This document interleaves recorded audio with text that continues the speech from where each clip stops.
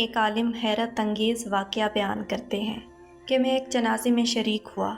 میت کو قبر میں رکھا گیا اور دفن کرنے کے بعد سب واپس چلے گئے۔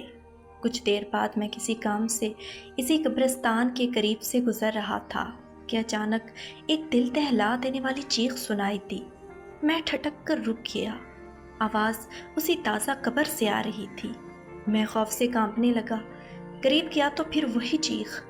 میں فوراً بھاگ کر واپس گیا اور دوسرے دن اس میت کے کسی قریبی کو بلایا اور پوچھا، یہ میت کون تھی؟ اس کی زندگی کیسی تھی؟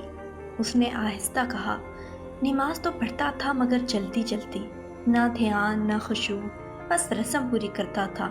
اکثر اوقات نماز میں دکان، کام اور دنیا کے خیالوں میں رہتا تھا۔ عالم کہتے ہیں کہ میں نے وہ چیخ اپنی روح تک میں محسوس کی۔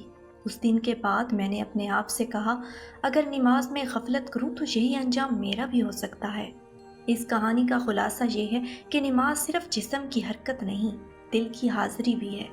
جو رب کے سامنے کھڑا ہے مگر دل کہیں اور ہے، وہ دراصل اپنے نصیب خود برباد کر رہا ہے۔